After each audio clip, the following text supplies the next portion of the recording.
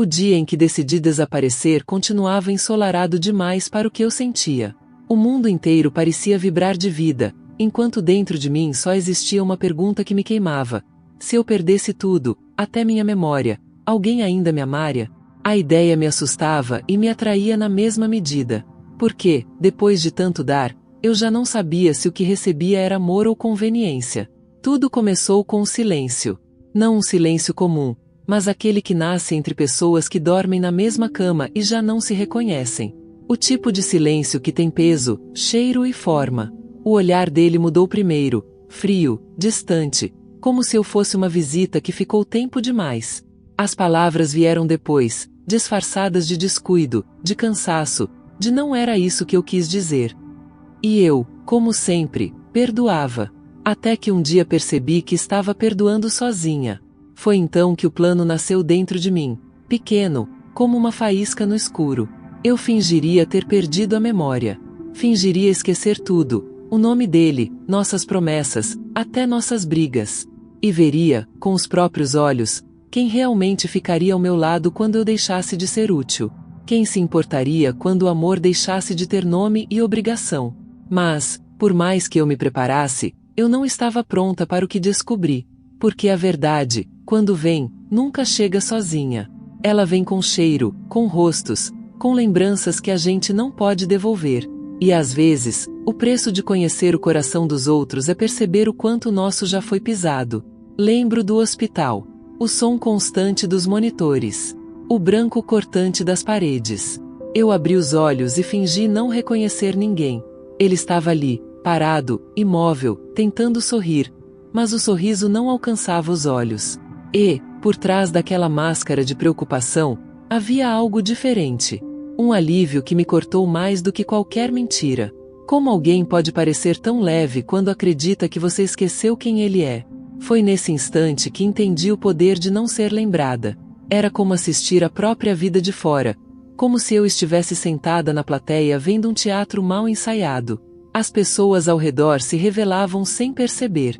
Algumas mostravam pena. Outras, interesse. Mas o amor, o verdadeiro, esse não apareceu logo. Às vezes, para ver quem realmente nos ama, é preciso apagar a luz. Porque quando a escuridão chega, só permanece quem tem brilho próprio. E eu estava prestes a descobrir quem, entre todos, ainda brilhava por mim. O jogo tinha começado. E, desta vez, eu não seria mais a mulher que esperava ser amada. Eu seria a mulher que observa, que testa, que descobre. Afinal, quem realmente me amaria se eu deixasse de lembrar quem eu fui? O primeiro dia do meu esquecimento foi o mais difícil. Fingir que não reconhecia as pessoas que fizeram parte da minha vida exigia uma calma quase sobre-humana. Cada rosto que se aproximava parecia um espelho rachado. Eu via fragmentos de quem fui, mas nada se encaixava por completo. Ele, meu marido, sentou-se ao meu lado na cama do hospital com uma expressão ensaiada, como se estivesse interpretando o papel de um homem preocupado. Os olhos dele não tremiam, e era justamente isso que me doía. A serenidade. Como alguém pode parecer tão tranquilo diante da perda da pessoa que ama? As enfermeiras entravam e saíam, comentando baixo, olhando para mim com uma mistura de pena e curiosidade. Uma delas perguntou se eu lembrava de alguma coisa, qualquer coisa. Não, respondi, e senti algo quebrar dentro de mim. Porque, pela primeira vez, eu disse a verdade. Não lembrava mesmo como era ser amada. Nos dias seguintes, ele voltou algumas vezes, sempre com flores. Rosas vermelhas, como as que me deu no nosso primeiro aniversário. Eu olhava para elas e lembrava do que vinha depois. Os espinhos. As visitas se tornaram previsíveis, como um ritual de quem faz algo apenas para manter as aparências. Ele falava comigo como se falasse com uma estranha, e talvez fosse isso que eu era agora. Uma mulher sem passado, mas com olhos novos o suficiente para ver o que antes ignorava. Minha filha, por outro lado, demorou para aparecer. Quando chegou, trazia o mesmo olhar de quem carrega culpa. O mesmo que vi tantas vezes quando ela cresceu e começou a se afastar. Ela me abraçou rápido demais, como quem tem pressa em cumprir um dever. Eu fechei os olhos e percebi que o afeto dela não vinha do coração, mas da obrigação. E isso doeu mais do que qualquer esquecimento. Foi então que comecei a observar. Cada gesto, cada palavra dita na minha frente. A família se reunia no meu quarto de hospital como se fosse uma plateia em um espetáculo triste. Falavam de mim como se eu não estivesse ali. Ela não lembra nem do testamento. Ouvi meu cunhado cochichar. Aquela frase me atravessou como um raio. Em um segundo, entendi tudo o que estava em jogo. Eu não tinha perdido a memória, mas eles pareciam ter perdido a vergonha. As visitas seguintes foram diferentes. O sorriso dele, a preocupação da minha filha, as perguntas do cunhado, tudo carregava um peso que agora eu sabia decifrar. A cada mentira, eu sorria com doçura, fingindo acreditar. E a cada sorriso que eu dava, o medo crescia nos olhos deles. Porque, no fundo, quem finge esquecimento começa a ver o que antes estava escondido. À noite, quando o hospital ficava silencioso, eu pensava em como era irônico. Só quando fingi não me lembrar é que comecei a entender o quanto eu tinha sido esquecida há muito tempo. E talvez seja por isso que tantas pessoas escolhem permanecer aqui, acompanhando cada revelação, porque sabem como é viver cercadas de gente que só se aproxima quando há algo a ganhar. No quarto escuro, o som dos monitores era o único que me fazia companhia. A cada bip, eu pensava em como transformar aquela dor em plano. Como descobrir até onde iriam quando achassem que eu era apenas uma sombra do que fui.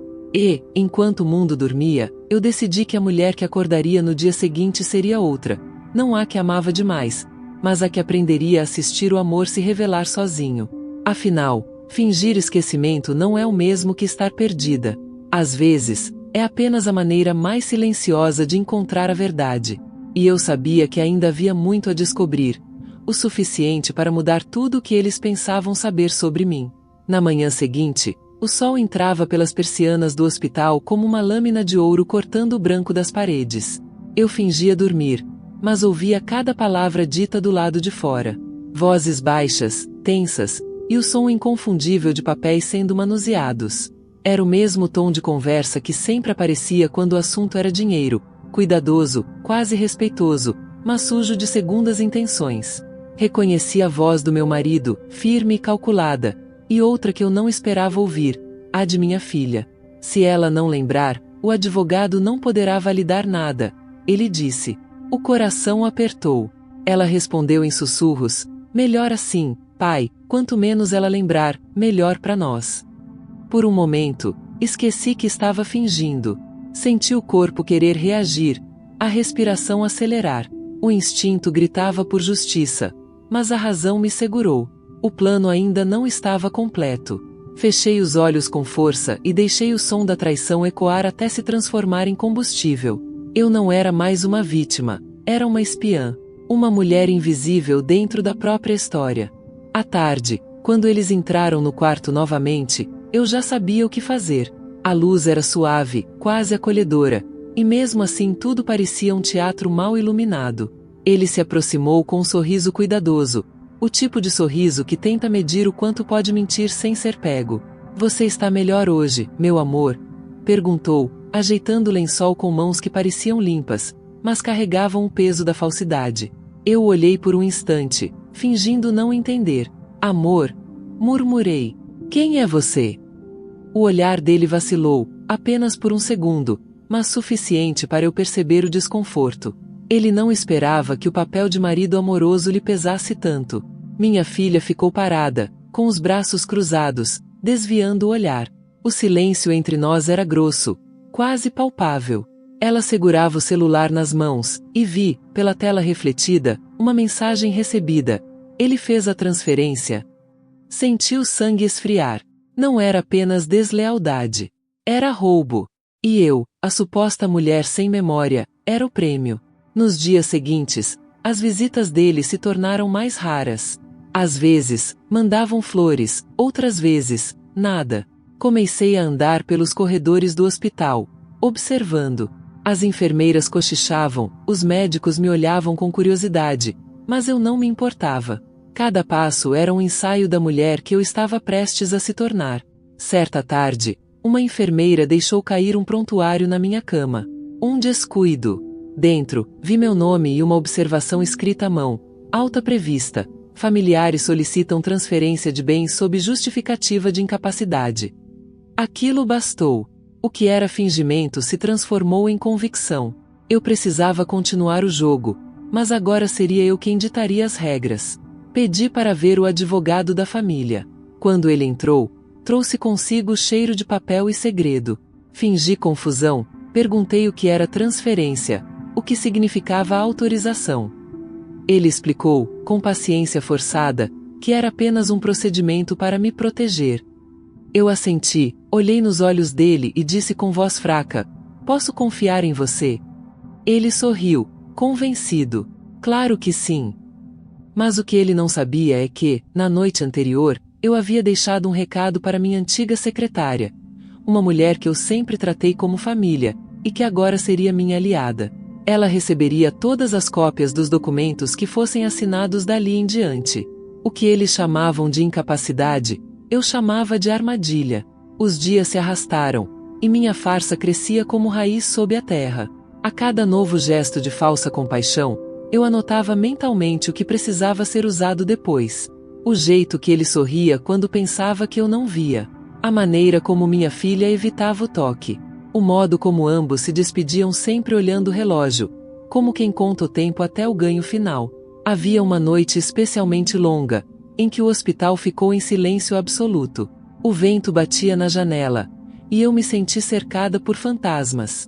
Perguntei a mim mesma se ainda era capaz de amar aquelas pessoas, se ainda existia dentro de mim a mulher que acreditava na bondade delas. A resposta veio em forma de calma. Eu podia perdoar, mas nunca esquecer. E naquele instante, olhando para o teto branco e ouvindo o som distante dos passos dos enfermeiros, fiz uma promessa silenciosa. Eles achavam que estavam cuidando de mim, mas, na verdade, estavam me revelando tudo o que precisavam para cavar a própria queda. E eu, paciente, esperaria o momento certo para devolver a lembrança que eles tanto temiam, aquela que destruiria cada mentira construída sobre o meu esquecimento. Na manhã seguinte, o céu parecia ter acordado comigo, pesado, cinzento, carregado de algo prestes a cair. Eu já não fingia estar doente, fingia estar curada. Andava pelos corredores com um sorriso leve, quase sereno, como quem não tem nada a esconder. Eles acreditaram.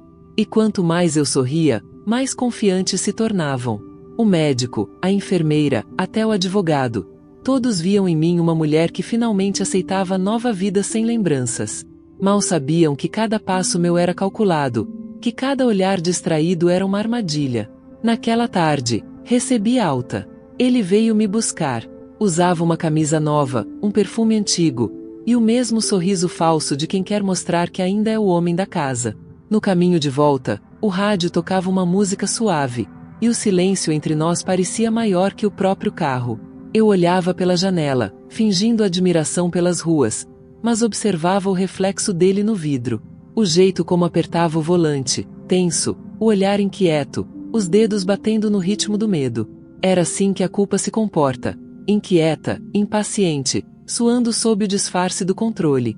Quando chegamos em casa, o cheiro de lavanda e desconfiança me recebeu.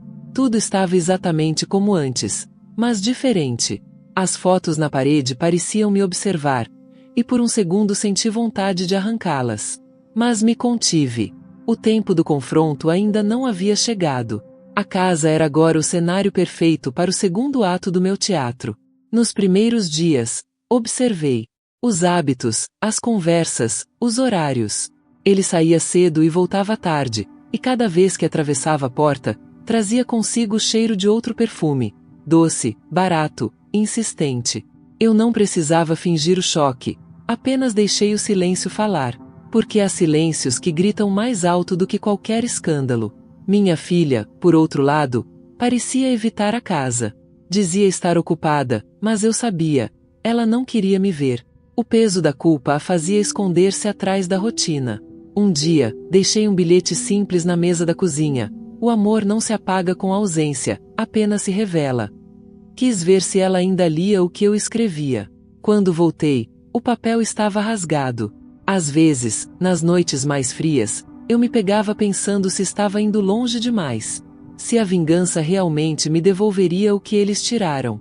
Mas então eu lembrava de cada mentira dita com voz mansa, de cada gesto de descuido que me feriu, e o fogo dentro de mim reacendia. Há feridas que não pedem cura, pedem justiça. Comecei a organizar o plano final com calma. Revisei cada documento, cada prova, cada palavra gravada em silêncio. E enquanto o destino se alinhava ao meu favor, algo curioso aconteceu. Percebi que, mesmo fingindo, eu estava de fato me libertando. A mulher que eles enganaram não existia mais. Eu era outra, mais inteira, mais lúcida. E é nesse ponto que muitos sentem o impulso de apoiar essa jornada, deixando um sinal silencioso de que a mensagem os tocou, porque sabem o que é renascer de dentro da própria dor. Certa noite, choveu forte. As janelas vibravam com o vento, e o som das gotas no telhado parecia um aviso. Ele chegou tarde, encharcado, carregando uma desculpa qualquer.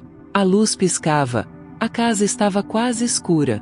Quando entrou no quarto, encontrou sobre a cama um envelope.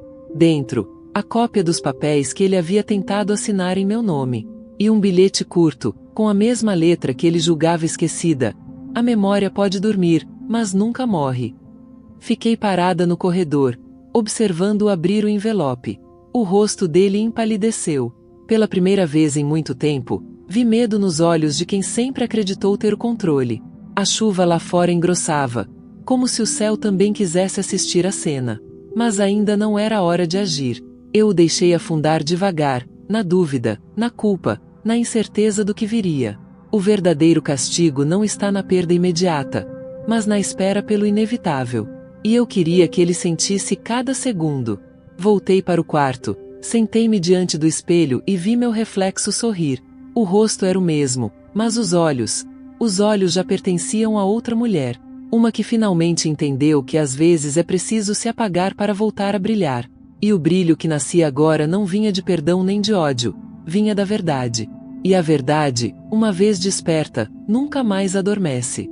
Naquela noite, o som da chuva foi diminuindo até virar apenas um murmúrio distante, como se o mundo inteiro tivesse decidido me dar espaço para pensar.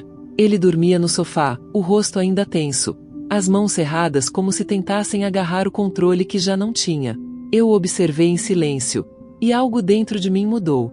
Não era piedade, tampouco raiva. Era uma estranha lucidez, a percepção exata de que, quando o medo muda de lado, a história também muda de dono. Caminhei pela casa sem acender as luzes. Toquei nas paredes, nos objetos, nos retratos que agora pareciam fantasmas de uma vida que não era mais minha. A cada passo, eu sentia que a mentira que eles construíram sobre mim se desmanchava sozinha, como tinta velha descascando. Fingir amnésia me havia ensinado algo que nenhuma lembrança me mostraria: o poder de observar o amor quando ele pensa que não está sendo visto. Nos dias seguintes, a casa ficou mais silenciosa do que nunca. Ele evitava me encarar. A presença dele era um som ausente, como relógio sem ponteiros. Minha filha, depois do bilhete rasgado, começou a aparecer novamente. Trazia um olhar dividido entre culpa e defesa. Um dia, entrou na cozinha enquanto eu preparava café e perguntou, sem conseguir me encarar: "Mãe, você lembra de mim?" Fiz uma pausa longa, deixei o vapor subir entre nós, e respondi: "Nem tudo que se esquece é perda, às vezes é proteção." Ela ficou imóvel. Eu vi nos olhos dela a criança que já fui, aquela que aprendeu cedo que o silêncio pode ser uma arma e um refúgio. Depois desse dia, as visitas dela se tornaram constantes. Era estranho, quase poético, ver como a dúvida pode se transformar em cuidado. Ela me observava, talvez tentando decifrar o quanto eu realmente lembrava. E, quanto mais me olhava, mais a culpa começava a corroer o pouco de segurança que restava nela. Eu não precisava acusá-la. A própria consciência fazia o trabalho por mim. Enquanto isso, ele tentava restaurar a normalidade. Pequenos gestos, frases ensaiadas, promessas vagas. Mas o corpo dele denunciava o que a boca tentava esconder. Os passos mais lentos. As mãos trêmulas. O olhar perdido em pontos invisíveis. Era como se o peso do próprio engano estivesse começando a dobrar a coluna dele. O homem que um dia se achou invencível agora tropeçava nas próprias mentiras. Certa manhã, encontrei no escritório dele uma pasta antiga. Dentro, documentos que confirmavam o que eu já sabia. As transferências, os contratos, tudo assinado durante os dias em que eu supostamente não lembrava de nada. Guardei cada papel com cuidado. Não por vingança imediata, mas porque a verdade precisa de provas para ser libertadora. À noite, sentei na varanda, olhando a rua adormecida. As luzes dos postes desenhavam sombras longas sobre o chão molhado. E, pela primeira vez, senti algo parecido com paz. Não porque tudo estava resolvido, mas porque eu já não precisava correr atrás de respostas. Elas estavam vindo até mim, uma a uma, conduzidas pelo peso da própria mentira. Mas havia algo que ainda me inquietava. O olhar da minha filha. Algo nela me dizia que aquele enredo não era apenas sobre ganância. Havia uma história por trás da história. Uma força que aprendia ao silêncio. Comecei a me perguntar se ela também havia sido manipulada, usada como parte de um jogo maior. Nessa mesma noite, acordei com um barulho vindo do andar de baixo. Passos leves, um sussurro abafado. Fiquei parada, ouvindo. Não era ele. O ritmo era diferente, hesitante, como de alguém que carrega mais culpa do que medo. Desci devagar e a encontrei ali, minha filha, sentada à mesa, com a pasta aberta diante dela. Quando nossos olhos se cruzaram, ela chorava em silêncio. Não disse nada. Apenas ficou ali, segurando um dos papéis, o rosto molhado. Eu me aproximei devagar. Ela tentou falar, mas a voz não saía. Por um instante, a mulher que ela se tornou desapareceu, e restou apenas a menina que um dia me pediu colo. Sentei ao lado dela. O som do relógio marcava o tempo entre nós, o tempo que a mentira roubou. Ela finalmente conseguiu dizer algo, entre soluços. Eu não sabia que ele faria isso, mãe. Achei que era só um acordo. Eu só queria ajudar. As palavras saíram quebradas, mas eram verdadeiras. Eu senti. Não havia defesa, nem desculpa. Apenas arrependimento. E, por mais que o sangue ainda me fervesse, percebi que talvez a vingança que eu imaginava não tivesse o mesmo sabor agora.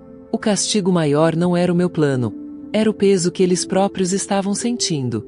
Ficamos ali, as duas, em silêncio, até o amanhecer. O céu clareava devagar, e a luz começava a desenhar contornos no chão da sala. O rosto dela, antes tenso, agora parecia de alguém que finalmente estava pronta para encarar o que vinha depois. Mas eu sabia que o pior ainda estava por vir. Ele ainda não fazia ideia do que eu descobrira. E, quando a verdade o atingisse, não haveria mais disfarce que o protegesse.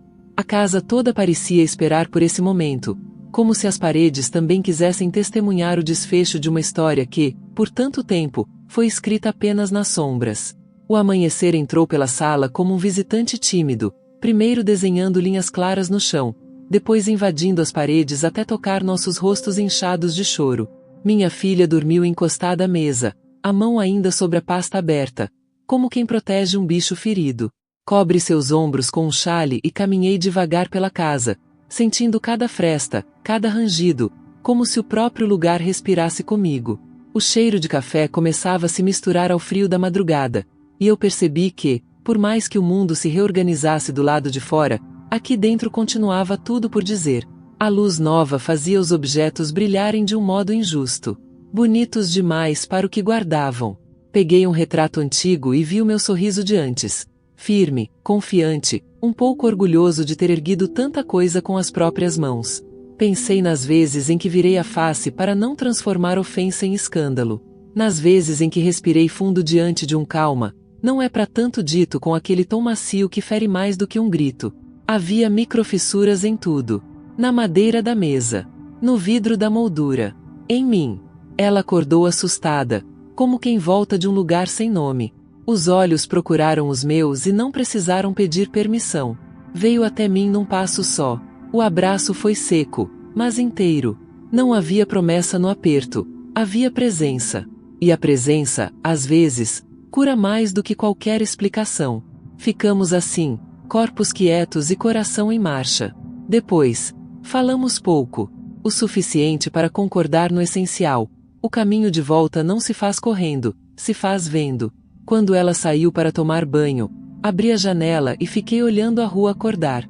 O jornaleiro arrumava pilhas tortas sobre o balcão, um ônibus cuspia fumaça, um menino de mochila grande demais esperava pela carona de alguém. Tudo igual, tudo diferente. O medo e a esperança andavam um ao lado do outro dentro de mim. como duas crianças teimosas que se empurram no banco de trás. Em alguns minutos, eu sentia o corpo leve, um sopro de alívio por ter ouvido a verdade da minha filha. Noutros, a tensão voltava, lembrando que aquele homem ainda se movia nesta casa como quem deve, mas acredita que ninguém viu. No escritório, as cortinas filtravam a claridade em faixas de poeira e ouro. Coloquei sobre a mesa, em ordem, os papéis que recolhi. Havia uma lógica nos crimes pequenos, uma data que se repetia, um nome que aparecia sem pertencer, um valor sempre fracionado para parecer menor. Toquei cada folha como quem passa a mão na crina de um cavalo arisco. Eu sabia que ainda faltava uma peça. Aquela que faz o castelo desmoronar com elegância, sem espetáculo vulgar. Porque não é vingança o que me move. É acerto. É devolver cada coisa ao lugar onde sempre deveria ter estado. Ele despertou tarde. O som do chuveiro da suíte foi a primeira prova de que o dia tinha encontrado o corpo dele. O cheiro do perfume velho veio em seguida, misturado a um desinfetante barato que não consegue mascarar nada. Quando apareceu na cozinha, o sorriso era de papel molhado. Trazia conversa de corredor, mão no bolso, olhos que não param em canto nenhum. Eu servi o café e reparei no detalhe miúdo.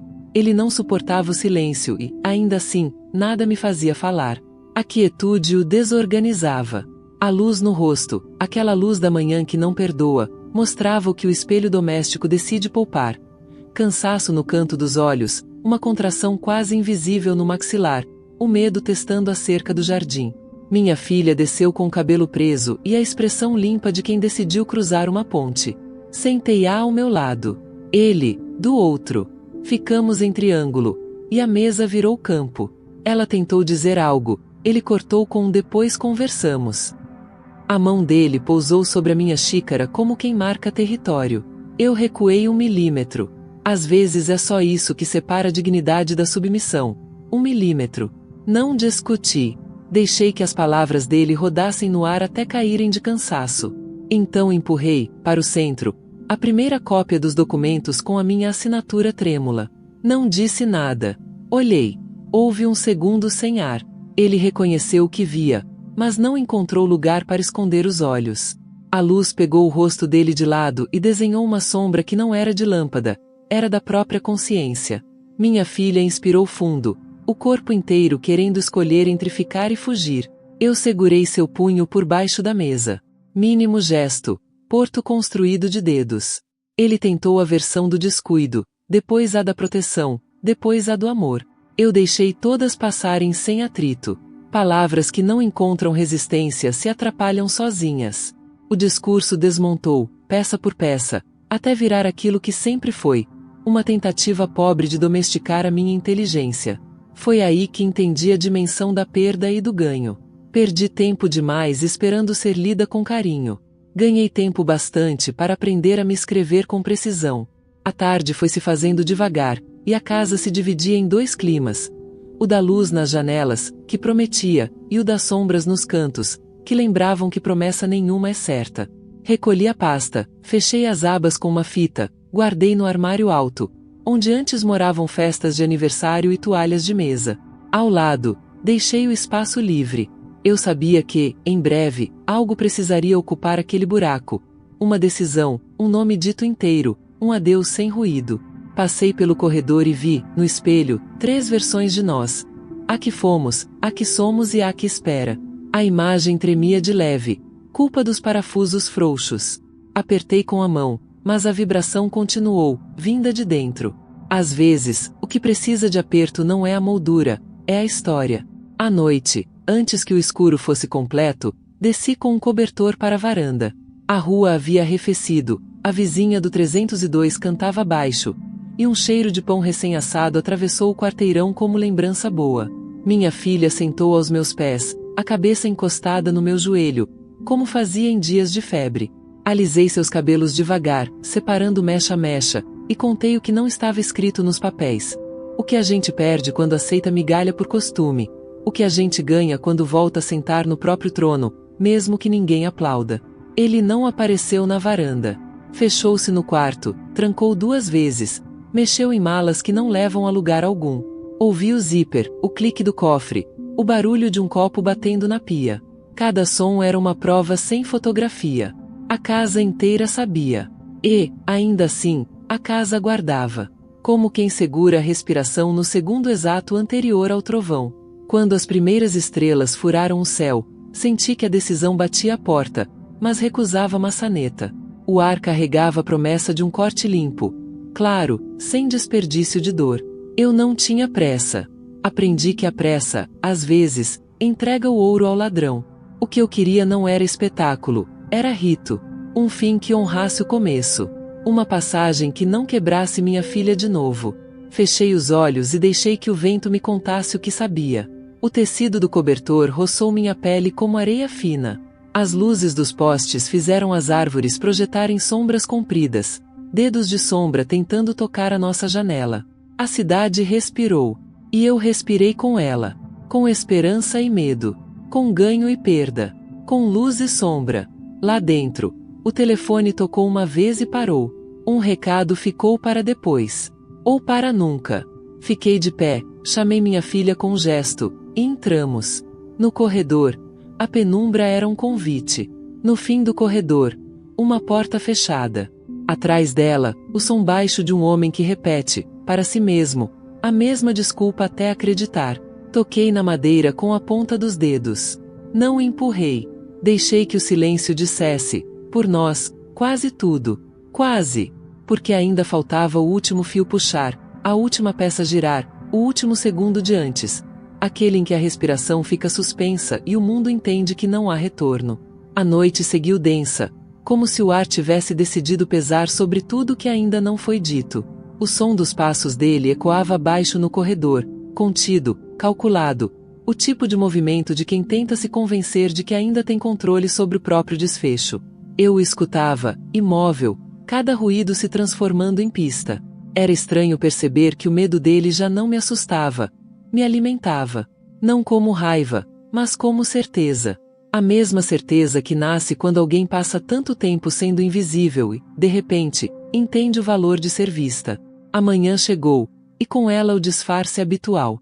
Ele me cumprimentou com um sorriso apressado, perguntou se eu queria algo do mercado, como se nada estivesse fora do lugar. O rosto dele era uma máscara de normalidade colada com urgência. Mas algo mudou. Agora, eu via tudo por dentro. Cada palavra soava ensaiada. Cada gesto parecia um pedido silencioso para que eu confirmasse a farsa e o deixasse continuar. Só que não. O tempo da conveniência tinha acabado. Fui até o escritório e deixei sobre a mesa dele um envelope. Dentro, não havia provas, nem bilhetes ameaçadores. Apenas uma foto antiga, nós dois, sorrindo num tempo em que o amor ainda parecia simples. E uma linha escrita à caneta. Você lembra de quando a verdade ainda morava aqui? Não era vingança. Era provocação. Eu queria ver até onde o silêncio dele aguentava antes de ruir. A reação veio mais rápido do que imaginei. À tarde, percebi que ele evitava a casa, inventando reuniões, atrasos, viagens curtas. A distância dele começou a desenhar uma nova ordem. O medo, antes meu, agora mudava de endereço. Era como assistir um castelo se desfazer sem precisar tocar nas pedras. E cada gesto dele, cada palavra cuidadosa, cada olhar fugido, era uma confissão sem som. Minha filha, por outro lado, parecia mais leve. O peso que antes a dobrava agora se transformava em atenção. Passamos a cozinhar juntas, a rir das pequenas falhas.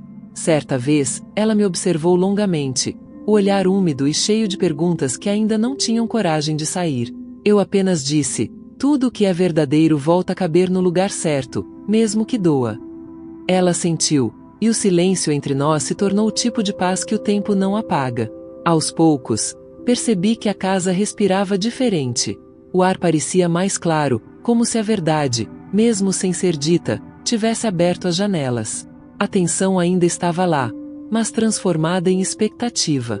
Algo se movia. Um desfecho se aproximava. E eu sabia que, quando viesse, não precisaria de gritos, nem de plateia. A justiça mais exata é aquela que acontece no instante em que o outro entende que você não precisa mais provar nada.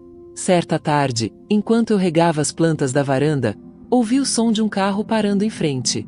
Reconheci o motor antes de olhar. Ele desceu, terno amarrotado, olhar cansado, uma pasta de couro na mão. Havia algo diferente nele, não o mesmo homem seguro, mas alguém que sabia que a verdade o havia alcançado. Entrou sem bater, e o som das chaves sobre a mesa foi o anúncio de uma rendição. Ele me olhou com o mesmo olhar que um dia pediu perdão, mas agora havia cansaço, uma fraqueza que não fingia. Disse apenas: "Não consigo mais dormir. Sinto que você está me olhando o tempo todo." Eu sorri de leve. "Eu só estou lembrando. É o que você sempre quis, não é? Que eu lembrasse." Ele respirou fundo, como quem engole o próprio veneno.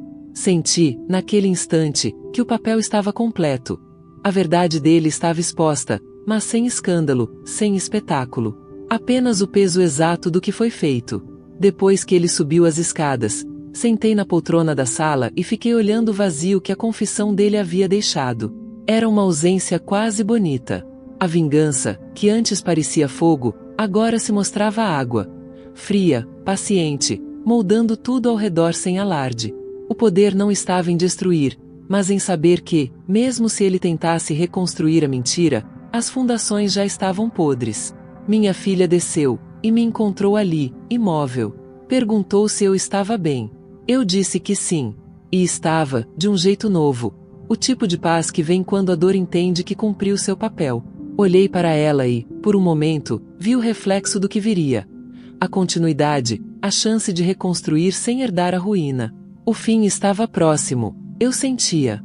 Mas o fim, descobri, nunca é uma queda. É um espelho. Ele mostra o que cada um se tornou depois de tudo. Eu, enfim, me vi inteira. E talvez seja por isso que tantos, ao ouvir essa história, se veem um pouco nela. Porque, às vezes, tudo o que precisamos é de um olhar atento para perceber onde a verdade estava o tempo todo, e deixar nos comentários o que ela despertou em cada um. A casa, então, ficou em silêncio. Um silêncio bom, cheio de significado. O relógio voltou a marcar o tempo certo, e, pela primeira vez, eu não tinha pressa. Havia algo de sagrado nesse intervalo entre o que se perde e o que se escolhe guardar. E eu sabia que o que viria depois não seria destruição, seria renascimento. Mas antes disso, ainda havia um último acerto a ser feito. E ele viria com a calma das coisas que sabem o próprio valor. A manhã seguinte amanheceu com um silêncio diferente. O tipo de quietude que antecede uma revelação. O sol atravessava as frestas da cortina e riscava o chão como um lembrete de que o tempo seguia, mesmo quando as certezas vacilavam. A casa parecia suspensa entre dois mundos, o da mentira que desabava e o da verdade que ainda não tinha assumido sua forma completa. Ele continuava lá em cima, trancado, andando de um lado para o outro como um animal que percebe que a jaula era sua própria construção. Eu podia ouvir o render do assoalho sob seus passos irregulares. Cada estalo era uma confissão sem voz. Desci as escadas com cuidado, o corpo leve, mas o coração em alerta. A cozinha tinha o cheiro do café fresco e o gosto da espera. Coloquei 2 xícaras sobre a mesa. Uma para mim, outra para ele. Um gesto simples, mas cheio de significado. O som do líquido quente preenchendo a porcelana era quase hipnótico. Às vezes, o cotidiano é o palco mais cruel para a verdade. É ali, entre gestos repetidos e rotinas comuns, que o disfarce se rasga por inteiro. Ele desceu devagar. O rosto pálido, a barba mal feita, os olhos fundos. Um homem que se acostumou a comandar o enredo e agora não sabia o que fazer sem o roteiro. Sentou-se diante de mim, em silêncio. Eu esperei. Ele olhou a xícara, não a tocou. "Você quer que eu diga o quê?" perguntou, e a voz dele era quase um sussurro. Eu respirei fundo. "Nada." Às vezes, o que se cala já diz o bastante. O olhar dele vacilou, e por um instante vi o reflexo do homem que eu amei, perdido, cansado, humano demais para continuar fingindo. Mas a compaixão é um terreno perigoso. A mesma mão que estende o perdão pode ser a que reabre a ferida. A cada palavra que ele não dizia, eu lembrava do que me foi tirado, não o dinheiro, nem o nome, mas a paz de acreditar em alguém. O amor, quando morre, não desaparece de imediato. Ele apodrece aos poucos, e o cheiro da mentira é o que sobra. Minha filha entrou na sala nesse momento, o cabelo solto, o olhar dividido entre o medo e o alívio. Ela parecia mais velha, como se as últimas horas tivessem roubado anos de sua juventude. Ficou parada, observando, e disse apenas: "Pai, eu vi o que a senhora mostrou para ele. Acho que agora ele entende." Ele levantou os olhos, e pela primeira vez, vi lágrimas. Não eram muitas, nem sinceras o suficiente para curar, mas o suficiente para revelar que ele finalmente tinha se visto. O som da chaleira no fogão quebrou um instante. Fui até lá, desliguei o fogo e fiquei olhando o vapor subir, como se o ar quente carregasse tudo que ainda não tinha sido dito. Às vezes, o perdão é apenas o instante em que decidimos soltar o peso. Mas soltar não é esquecer. É deixar que a dor encontre outro lugar para morar. Nos dias que se seguiram, ele saiu mais cedo, voltava mais tarde. A rotina parecia tentar disfarçar o que já estava decidido. Eu não perguntei onde ele ia. A casa se adaptava à ausência dele como o corpo se adapta à falta de um membro que doía demais para continuar ali. Minha filha, aos poucos, também começou a reencontrar o riso. O som dela ecoava pelos cômodos como uma prova de que a esperança não morre, apenas adormece. Uma tarde, encontrei na escrivaninha dele uma carta aberta, escrita pela metade. As linhas eram trêmulas, mas claras. Eu não sei como pedir desculpas sem parecer pequeno. Eu não sei se mereço. Li até o fim da página e percebi que não havia assinatura. O papel ficou ali, entre o vazio e o arrependimento. Guardei a carta na gaveta, não por pena, mas por respeito ao que ela representava. A consciência tardia de um homem que, enfim, entendeu o estrago que causou. À noite, sentei na varanda e deixei o vento me contar segredos. O céu estava pesado, cheio de nuvens que escondiam estrelas. Senti o cheiro de terra úmida, e uma lembrança antiga veio à mente: o dia em que me casei, quando o mundo ainda parecia simples e o futuro tinha cheiro de flor. Fechei os olhos e percebi o quanto aquela mulher de vestido branco ainda existia dentro de mim, mas agora com cicatrizes que a tornavam mais forte. A porta se abriu atrás de mim. Ele apareceu na penumbra, o rosto entre a sombra e a luz. "Posso sentar?" perguntou. Eu fiz que sim, sem olhar para ele. Ficamos em silêncio. O som da rua era o único que se movia. "Você me odeia?" ele perguntou depois de um tempo. Pensei em responder, mas as palavras me pareceram pequenas demais. Então, apenas disse: "Eu me lembro." Ele baixou a cabeça, e o vento levou o resto do diálogo que nunca foi dito. Ficamos ali, duas pessoas presas no mesmo tempo, mas em lados diferentes da memória. A lua saiu de trás das nuvens e iluminou o jardim. O brilho pálido fez as folhas reluzirem como pequenas verdades. Eu entendi, naquele instante, que não havia mais nada a provar. O castigo dele não era o que eu podia fazer. Era o que ele teria que carregar daqui em diante. Quando entrei, a casa estava calma, quase viva. Minha filha dormia no sofá, os livros espalhados no chão. O relógio marcava o mesmo horário de sempre, mas o tempo era outro. Fiquei ali por um momento, observando o espaço que antes me sufocava agora parecer respirar comigo, e percebi que a verdadeira lembrança não estava nas provas que juntei, mas na paz que reencontrei. A madrugada se aproximava, e a casa inteira parecia aguardar o próximo movimento. Porque a verdade, mesmo quando se instala, nunca se acomoda. Ela continua crescendo em silêncio, iluminando o que ainda falta revelar. E eu sabia, havia algo mais à minha espera, um último fragmento de história que ainda precisava emergir da sombra. Naquela madrugada, o silêncio parecia diferente. Não era o mesmo de antes, cheio de peso e vigilância. Era outro, profundo, limpo, quase sagrado. Caminhei pela casa descalça, ouvindo o som macio dos meus passos no chão frio. Cada canto, cada móvel, parecia ter ganhado um novo significado. A sala, antes cenário de discussões abafadas, agora era um território neutro, um espaço de espera. As paredes, que já haviam escutado mentiras e disfarces, pareciam respirar junto comigo. Havia algo no ar que anunciava uma virada invisível, como o instante exato em que a maré começa a recuar sem que ninguém perceba. No sofá, minha filha dormia profundamente, o rosto sereno, o corpo solto, sem mais tensão nos ombros. A luz suave da lâmpada refletia no cabelo dela e, por um segundo, eu a vi como quando era criança. Pequena, vulnerável, cheia de sonhos que eu acreditava poder proteger do mundo.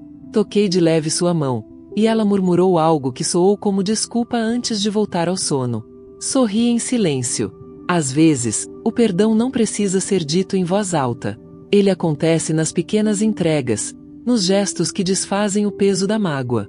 O relógio da parede marcava 2h15. A cada tic-tac, eu sentia o passado se afastando um pouco mais. Fui até a janela e vi o jardim iluminado pela lua.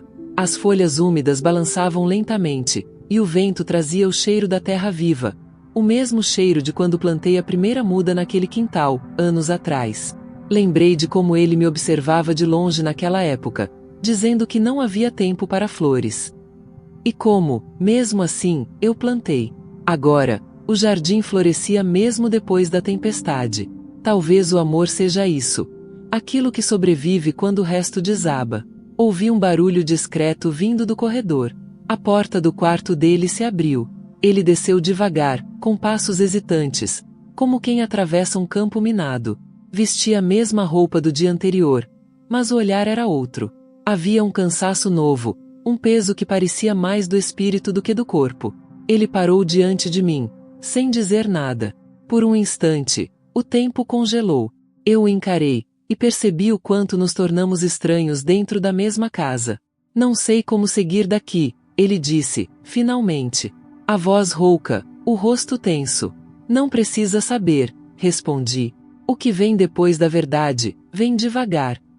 Ele assentiu, os olhos marejados, e por um momento pensei em tudo o que fomos.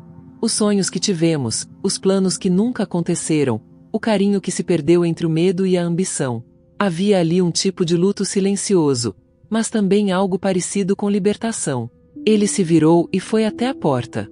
Parou, olhou para trás e disse apenas: "Eu vou sair por um tempo." Eu não perguntei para onde. Apenas deixei que a ausência começasse a existir. Quando a porta se fechou, a casa soltou um suspiro. Era como se, finalmente, ela também estivesse livre. Sentei na varanda e esperei o dia nascer. O céu começou a clarear devagar, tingindo tudo de azul e rosa, como uma cicatriz que aprende a ser bonita. A rua despertava em silêncio. Um cachorro latiu ao longe, um pássaro atravessou o quintal. E eu fiquei ali, respirando o novo ar que se formava entre um fim e um recomeço. Pensei em tudo o que aprendi nesses dias. Que a verdade tem um preço, mas também tem um domingo. Ela não cura de repente. Ela ensina a conviver com o que foi ferido até que a dor se transforme em força. Lembrei das vezes em que me diminuí para caber em espaços pequenos, das desculpas que dei por medo de ficar só, das palavras engolidas para manter a paz. Agora, eu entendia. O silêncio que antes me oprimia era o mesmo que hoje me protegia. Entrei novamente e sentei à mesa da cozinha. O sol começava a invadir o chão, desenhando faixas douradas entre as cadeiras. Peguei uma caneta e um caderno. Comecei a escrever o que lembrava, o que sentia, o que não podia mais guardar. As palavras saíam lentas, mas firmes. Cada linha parecia libertar um pedaço da minha história. Escrever era como respirar depois de muito tempo submersa. Enquanto escrevia, ouvi passos leves. Era minha filha, com os olhos ainda sonolentos. Ela se aproximou, olhou para mim e perguntou: "Ele foi embora?" Eu apenas balancei a cabeça. Ela se sentou ao meu lado, encostou a cabeça no meu ombro e disse: "Agora é só a gente, né?" Assenti, sentindo o calor da presença dela como um amparo. "Sim, filha, só a gente." Mas isso nunca foi pouco. Ficamos ali, observando o sol subir, o tempo se refazer, o silêncio se transformar em conforto. Por um instante, pensei que talvez a vida sempre tenha sido isso. Um eterno ensaio entre perder e continuar. Luz e sombra, culpa e recomeço, lembrança e esquecimento. Nada termina de verdade. Apenas muda de forma.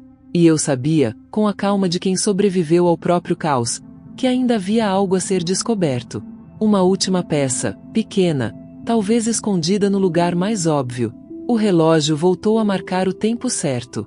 E, enquanto o som do dia tomava conta da casa, percebi que o verdadeiro recomeço não começa quando alguém parte, mas quando a gente finalmente decide ficar, inteira, presente, desperta. E ainda assim, havia algo no ar, algo que me dizia que a história ainda não tinha terminado. O sol já estava alto quando fechei o caderno e deixei a caneta sobre a mesa. Lá fora, o mundo seguia, como sempre, mas dentro de mim algo havia mudado de forma definitiva. Era estranho perceber como o silêncio pode se transformar em companhia quando a dor finalmente encontra o seu lugar. Olhei ao redor e vi a casa banhada por uma luz nova. O tipo de luz que não vem apenas do sol, mas de dentro. A mesma casa que um dia me pareceu prisão agora respirava junto comigo, livre, ampla, viva.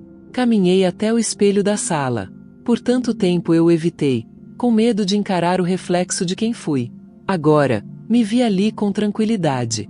As marcas ao redor dos olhos contavam histórias, não fracassos. As rugas eram linhas de sobrevivência. Toquei o vidro frio e percebi. Pela primeira vez em anos, eu não procurava mais o olhar de ninguém ali dentro. Eu me bastava.